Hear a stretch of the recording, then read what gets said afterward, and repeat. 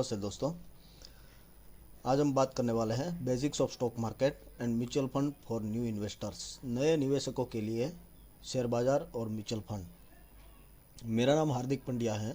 मैं पिछले 10 साल से स्टॉक मार्केट में रिसर्च कर रहा हूँ। अगर ये वीडियो आपको अच्छा लगे तो लाइक करना और सब्सक्राइब करना।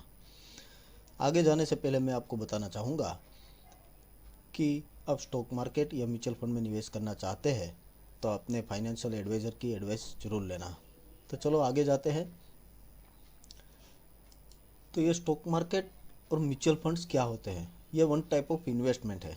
इन्वेस्टमेंट में भी आप जानते हो फिक्स डिपॉजिट आती है जो आपको एनुअल रिटर्न 6 से 7% तक का देती है। गोल्ड में आपको 5 से 6% तक का रिटर्न मिल सकता है। रियल एस्टेट में आपको 5 से 7% तक का रिटर्न मिल सकता है। ये सब अप्रोक्स फिगर है, इसमें थोड़ा चेंज भी हो सकता है। सेविंग अकाउंट में आपको मामूली 3 से 4% तक का रिटर्न मिल सकता है। म्यूचुअल फंड एक ऐसा जरिया है जिससे आप इनडायरेक्टली स्टॉक मार्केट में निवेश कर सकते हो। और अगर आप लॉन्ग टर्म इन्वेस्टर हो तो म्यूचुअल फंड में आपको 12 से 18% तक का रिटर्न मिल सकता है। जो म्यूचुअल फंड ने दिए हैं अभी तक का रिकॉर्ड है वो आप ऑनलाइन सर्च भी कर सकते हो। फिर आगे स्टॉक मार्केट है। तो स्टॉक मार्केट में आपको unlimited profit and unlimited loss होता है। ये स्टॉक मार्केट दोस्तों क्या है? इसमें आप थोड़ा रिसर्च करो, थोड़ा लर्न करो। ये लर्निंग के साथ अर्निंग है। अगर आप रिसर्च करोगे थोड़ा और थोड़ा लर्न करोगे तो 100% आप इसमें से अच्छा मुनाफा ले सकोगे। तो आगे चलो देखते हैं कि म्यूचुअल फंड में इक्विटी फंड आते हैं। जो इक्विटी मीन्स स्टॉक मार्केट में जो इक्विटी होती है वहाँ पे निवेश होता है। तो म्यूचुअल फंड में फंड हाउस होते हैं जो आपने सुना होगा, axis mutual fund, HDFC mutual fund, ये सब फंड हाउस है। उसमें पोर्टफोलियो मैनेजर होते हैं। जो पोर्टफोलियो मैनेजर होते हैं वो स्टॉक मार्केट में बहुत सारी स्क्रिप्ट्स है। उसमें फंडामेंटली कौन सी कंपनी स्ट्रॉन्ग है, वो कंपनी कैसा मुनाफा कर रही है, वो बेस पे पूरी रिसर्च टीम होती है। वो पूरा रिसर्च करके स्टॉक मार्केट में आपने जो म्यूचुअल फंड में निवेश किए हैं पैसे, वो पैसे डायरेक्टली स्टॉक मार्केट में लगा देंगे और उससे जो भी रिटर्न मिलेगा वो आपके बीच बांटेंगे। तो ये म्यूचुअल फंड में लार्ज कैप फंड आते हैं जो बड़ी स्क्रिप्ट्स होती है इंडेक्स की, वहाँ पे निवेश किया जाता है। मिड कैप आता है, उसमें जो मीडियम स्क्रिप्ट्स होती है। ये mid cap, large cap, small cap, ये सब अलग अलग कैटेगरी है, वो मैं आपको बाद में बताऊंगा। और ELSS जो इक्विटी लिंक्ड सेविंग स्कीम, ये टैक्स सेवर फंड है जिसमें इनकम टैक्स के एक्ट 80C के अंतर्गत आपको टैक्स बेनिफिट मिलता है, जिसमें मिनिमम लॉकिंग पीरियड 3 साल का है। फिर आगे आएगा बैलेंस फंड। बैलेंस फंड में क्या होता है, जो निवेशकों म्यूचुअल फंड में निवेश करते हैं बैलेंस फंड में, उसमें दो पार्ट में पैसे का डिवाइड हो जाता है पैसा। और आधा पार्ट या तो परसेंटेज वाइज होता है उसमें, कि कुछ परसेंटेज इक्विटी में डालते हैं और कुछ परसेंटेज डेप में डालते हैं। जिससे क्या होता है, इक्विटी फंड से आपको जो रिटर्न मिलता है उससे इसमें बैलेंस फंड में कम मिलेगा, लेकिन थोड़ा सेफ रहेगा, क्योंकि डेप में जो पैसे होते हैं वो सिक्योर होते हैं। इसीलिए बैलेंस फंड में ये बैलेंस करते हैं और आधा पैसा इक्विटी और डेप में निवेश करते हैं। फिर लिक्विड फंड और डेप फंड्स आते हैं। इसमें आज हम बात नहीं करेंगे क्योंकि ये स्टॉक मार्केट रिलेटेड नहीं है। ये जो पैसे है ये फंड गवर्नमेंट सिक्योरिटी में लगाते हैं। इसमें जो रिटर्न मिलता है वो मिनिमम रिटर्न मिलता है, लेकिन सेफ होता है। फिर आप म्यूचुअल फंड का सिलेक्शन कैसे करेंगे? मेरे ख्याल से जो नए निवेशक हैं उनको म्यूचुअल फंड में SIP के ज़रिए निवेश करना चाहिए। जो अच्छे म्यूचुअल फंड है, जिसको अच्छा रेटिंग मिला है, जिसका परफॉर्मेंस अच्छा है, वो फंड को सिलेक्ट करके SIP सिस्टेमेटिक इन्वेस्टमेंट प्लान, वो आप हर महीने एसआईपी में कुछ अमाउंट जो आपने डिसाइड किया है इतना अमाउंट का आप उसमें निवेश कर सकते हो। तो चलो देखते हैं, moneycontrol.com की वेबसाइट है, उसमें म्यूचुअल फंड में जाते हैं। तो यहाँ पे म्यूचुअल फंड जो होता है, ये क्लिक किया म्यूचुअल फंड के सेक्शन में, फिर परफॉर्मेंस ट्रैकर यहाँ पे क्लिक करेंगे। यहाँ पे आप जाओगे तो ये multi cap, small cap, multi cap means इसमें स्मॉल कैप, लार्ज कैप वो सब फंड आ जाते हैं। लार्ज कैप फंड आते हैं, ईएलएसएस है, ये सब जो मैंने आपको बताया अभी वो सब फंड है। इसमें ये जो रिटर्न दिया है और परफॉर्मेंस, ये सब म्यूचुअल फंड का क्या परफॉर्मेंस है। क्रिसिल एक रेटिंग दे, क्रिसिल एक एजेंसी है, ये फंड के परफॉर्मेंस के मुताबिक जो भी फंड है उनको रेटिंग देती है। तो ये सब ये आप देख सकते हो, यहाँ पे 5 स्टार रेटिंग है, मीन्स कि ये अच्छा है, इसका परफॉर्मेंस अच्छा है। अभी कोरोना के हिसाब से ये मार्केट गिर गया है, इसलिए म्यूचुअल फंड के भी रिटर्न्स अभी आपको इसमें कम दिख रहे हैं। ये सही मौका म्यूचुअल फंड में एसआईपी के जरिए निवेश करने का मुझे लगता है। तो ये जो म्यूचुअल फंड होते हैं, ये अभी हम फॉर एग्जांपल देखते हैं, एक्सिस ब्लू चिप फंड है। तो एक्सिस ब्लू चिप फंड में हम जाएंगे तो यहाँ पे ये एनएवी दिखेगी, ये 26 रुपीज़ का ये म्यूचुअल फंड की एनएवी, ये प्राइस है। फिर ये म्यूचुअल फंड में इंडेक्स के साथ कंपैरिजन इसमें दिखा रहा है कि ये इंडेक्स निफ्टी की इंडेक्स है और ऊपर म्यूचुअल फंड की इंडेक्स है, ये दोनों की कंपैरिजन इसमें दिखा रहा है। फिर रिटर्न कैसा रिटर्न ये म्यूचुअल फंड ने अभी तक दिया है वो भी इसमें समरी दिखाई दी है। फिर ये म्यूचुअल फंड का पोर्टफोलियो भी इसमें दिखता है, आप उसमें देख सकते हो कि ये म्यूचुअल फंड ने कौन से स्टॉक में अपना जो फंड होता है वो फंड कैसे होल्ड किया है, कौन से सेक्टर में उन्होंने निवेश किया है। तो ये बैंकिंग सेक्टर का देखो, ये सेक्टर अलग अलग सेक्टर स्टॉक मार्केट में होते हैं, बैंकिंग है, फिर कंप्यूटर सॉफ्टवेयर का जो है सेक्टर, कंज्यूमर फूड का सेक्टर, अलग अलग जो सेक्टर होते हैं उसमें म्यूचुअल फंड निवेश करते हैं। ये टॉप 10 स्टॉक पोर्टफोलियो है, ये म्यूचुअल फंड ने कौन से स्टॉक में निवेश किया है वो आपको यहाँ पे दिखता है। तो एचडीएफसी बैंक है, उसमें जो म्यूचुअल फंड के पास टोटल फंड है, जितना निवेश किया है वो निवेश में से 7.48% का वेटेज ये स्टॉक को दिया है, ये स्टॉक को 7.48% का रिटर्न दिया है। ऐसे तो ये प्राइम स्टॉक है, ऐसा हम सोच सकते हैं, क्योंकि ये जो म्यूचुअल फंड ने निवेश किया है ये सब स्टॉक बहुत अच्छे हो गए, क्योंकि ये सब स्टॉक पे पोर्टफोलियो मैनेजर ने और उनकी पूरी टीम ने रिसर्च किया होगा। तो यहाँ से आप देख सकते हो, और कौन से फंड अच्छे हैं वो यहाँ पे आपको दिखाई देगा। फिर आगे हम बात करेंगे इन्वेस्टमेंट इन स्टॉक मार्केट। तो लोगों की मेंटालिटी अभी तो आपको पता है कि कोई ऐसा सोचता है ये तो गैम्बलिंग है, जुआ है, इसमें इन्वेस्ट नहीं करना चाहिए। कोई ऐसा सोचता है ये बहुत टफ है, कैसे इसमें इन्वेस्ट करेंगे, हमें कुछ पता नहीं है। कोई ऐसा सोचता है कि हमारे पास उतना नॉलेज नहीं है तो स्टॉक मार्केट में हम लॉस कर देंगे।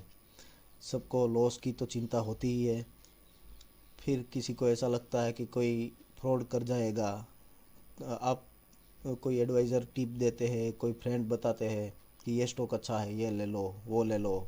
फिर अगर आप उसमें निवेश करते हो और लॉस होता है तो आपको ऐसा लगता है कि ये लॉस हो गया। तो क्या करना चाहिए, इतने सारे डाउट्स है। तो आज हम ये सब डाउट क्लियर करने की ट्राई करेंगे। व्हाट इज स्टॉक, स्टॉक क्या है। तो आपने स्टॉक का सुना होगा, एचडीएफसी बैंक है, इन्फोसिस है, ये सब सारे स्टॉक है। तो आज हम एग्जांपल के ज़रिए बात करेंगे XYZ कंपनी की। तो ये एक कंपनी है, ये कंपनी को ग्रो होना है। ग्रो होने के लिए फंड की आवश्यकता है, पैसे की ज़रूरत है। तो पैसा कहाँ से लाए। फिर कंपनी सोचती है, कंपनी के पास दो विकल्प है। एक तो बैंक है, बैंक से लोन ले सकती है। साथ में ये भी सोचती है अगर बैंक से लोन लेंगे तो आगे जाके इंटरेस्ट के साथ वो लोन भी पे करनी पड़ेगी। दूसरा विकल्प है इश्यू निकाले और पब्लिक के पास से पैसे ले। तो इसमें ज़्यादातर कंपनी इश्यू निकाल के पब्लिक के पास से पैसे लेती है, जिससे क्या होगा, कंपनी को जैसे बैंक को रिटर्न करना पड़ेगा ऐसा पब्लिक को रिटर्न नहीं करना पड़ेगा, और वो जो पब्लिक के पैसे हैं वो कंपनी के पास आ जाएंगे। तो सामने पब्लिक को क्या मिलेगा, पब्लिक को ये कंपनी के अप्रोप्रिएट इतने शेयर मिल जाएंगे। उसमें पब्लिक का क्या फ़ायदा है, पब्लिक का ये फ़ायदा है कि वो शेयर अगर आपने 100 रुपये में लिए हैं, 10 रुपये की फेस वैल्यू ज़्यादातर होती है और बाकी का जो होता है वो प्रीमियम होता है। तो आपने अगर 100 रुपये में ये कंपनी के शेयर लिए हैं, इश्यू में अप्लाई किया है, फिर वो स्टॉक मार्केट में लिस्टेड हो गए, स्टॉक एक्सचेंज में लिस्टेड हो गए, फिर बाद में आप वो शेयर को बेच सकते हो। तो पब्लिक को फ़ायदा ये है इसमें कि अगर ये कंपनी आगे जाके ग्रो हो जाएगी, अच्छा प्रॉफिट करेगी, तो ये कंपनी डिविडेंड भी दे सकती है पब्लिक को, शेयर होल्डर को, और कंपनी अच्छा मुनाफा करेगी, फंडामेंटली स्ट्रॉन्ग हो जाएगी, तो ये कंपनी के जो स्टॉक है, शेयर है, वो शेयर की आगे जाके प्राइस भी बढ़ेगी। तो अगर आपने 100 रुपये में लिए हैं और कंपनी के स्टॉक की प्राइस एक साल में 200 रुपये हो गई, तो आपका जो प्रॉफिट है वो 100 रुपये का नेट प्रॉफिट हुआ आपको। ऐसे आपको ये फ़ायदा होता है। तो चलो आगे जाते हैं और देखते हैं स्टॉक मार्केट में ये जो XYZ कंपनी थी, वो कंपनी ने इश्यू निकाले। इश्यू निकाल के ये जो इंडिया की 2 पॉपुलर स्टॉक एक्सचेंजेस है, Bombay national stock exchange and Bombay stock exchange, ये जो एक्सचेंज है उसमें वो कंपनी लिस्टेड होगी। फिर बाद में पब्लिक के पास ये जो XYZ के शेयर है, अगर पब्लिक को बेचना है, कभी भी बेचना है, तो थ्रू ब्रोकर के थ्रू ये कोई भी एक्सचेंज में ये स्टॉक बेच सकते हैं। वैसे ही अगर किसी को ख़रीदना है तो वो भी ब्रोकर के थ्रू ये दोनों में से कोई भी एक्सचेंज में से स्टॉक खरीद सकते हैं।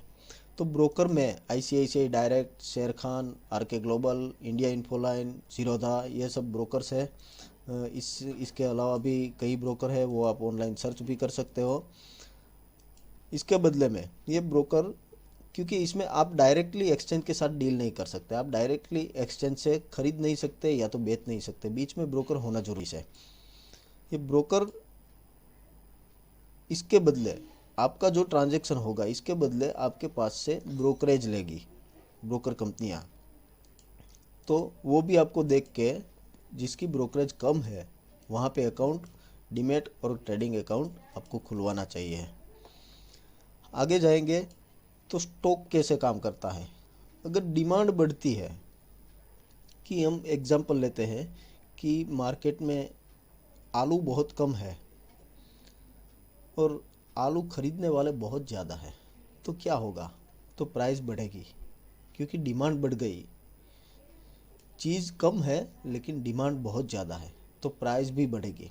वैसे आलू बहुत ज़्यादा है मार्केट में लेकिन खरीदने वाले बहुत कम है, तो क्या होगा, लोगों को आलू नहीं खरीदना, बहुत कम है खरीदने वाले, तो क्या होगा, तो प्राइस डाउन आ जाएगी।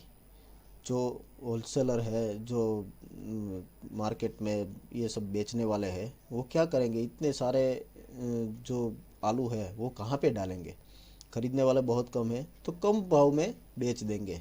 तो ऐसे अगर डिमांड बढ़ जाती है तो प्राइस भी बढ़ती है, और सप्लाई बढ़ जाती है तो प्राइस डाउन आ जाती है। तो ऐसा ही स्टॉक का है, अगर कोई कंपनी अच्छा मुनाफा करती है, कोई अच्छा न्यूज़ आता है, बहुत बड़ा ऑर्डर मिलता है, तो ऑब्वियसली पब्लिक ये स्टॉक के लिए आगे आएगी, और ये स्टॉक खरीदने के लिए बहुत बहुत सारी पब्लिक आएगी, बहुत सारे फंड आएंगे। तो क्या हुआ कि डिमांड बढ़ गई तो ये स्टॉक की प्राइस ऊपर जाएंगी। वैसे ही अगर कोई नेगेटिव न्यूज़ आता है, अगर कंपनी लॉस में चल रही है, ये सबको पता चला, तब पब्लिक ये शेयर जो है वो मार्केट में बेच देंगी, बेचने वाले बढ़ जाएंगे, खरीदने वाले बहुत कम हो गए, तो क्या होगा, प्राइस डाउन हो जाएगी। तो आगे हम देखेंगे कि आपको स्टॉक मार्केट में निवेश करने के लिए बेसिक क्या चीज़ की ज़रूरत है। तो आपके पास एक सेविंग अकाउंट होना चाहिए, और जो मैंने आपको बताया ये ब्रोकर कंपनियां हैं सब, Zerodha, ICICI direct, angel broking, बहुत सारी कंपनियां हैं। उसमें आपको जहां पे ब्रोकरेज कम है वहां पे एक डीमेट और ट्रेडिंग अकाउंट खुलवाना है, जो आपके सेविंग अकाउंट से लिंक हो जाएंगे और आप डायरेक्ट ऑनलाइन प्लेटफॉर्म से भी आप ट्रेडिंग कर सकोगे या डिलीवरी बेस्ड स्टॉक भी खरीद सकोगे। तो आपको इन स्टॉक मार्केट में निवेश करना है। अब आपको ये पता नहीं है कि ये तो ठीक है सब, लेकिन कौन से स्टॉक हमको लेना चाहिए, कौन सी कंपनियां अच्छी है, आपके पास रिसर्च भी बहुत कम है। तो इसके लिए आपको क्या करना पड़ेगा कि आपको पहले डिसाइड करना पड़ेगा कि आपको शॉर्ट टर्म इन्वेस्ट करना है, लॉन्ग टर्म इन्वेस्ट करना है, मीडियम टर्म इन्वेस्ट करना है, जो भी है जो आपको डिसाइड करना पड़ेगा। फिर आपको मैं एक ऐसी चीज़ बताऊंगा जहाँ पे जाके आप medium term, short term, long term में एसआईपी के ज़रिए, स्टॉक में भी एसआईपी सिस्टमेटिक इन्वेस्टमेंट प्लान होता है, आप हर महीने उसमें एसआईपी के ज़रिए भी वो स्टॉक, अगर कोई अच्छा स्टॉक है तो वो खरीद सकते हैं। मैं आपको बताऊंगा कि अभी हम ये एक reliancesmartmoney.com है, इसमें ये रिकमेंड करते हैं कि कौन से स्टॉक अच्छे हैं, वहाँ पे भी आपको देखना चाहिए। और दूसरा जो है वो हम देखेंगे एनएससी की वेबसाइट में।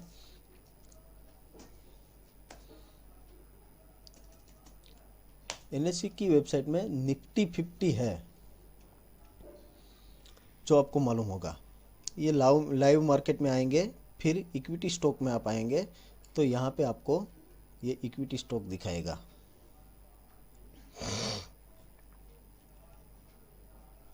देखो इसमें ये निफ्टी 50 क्या है, ये नेशनल स्टॉक एक्सचेंज की इंडेक्स है निफ्टी, जिसमें ये 50 स्टॉक का वेटेज है।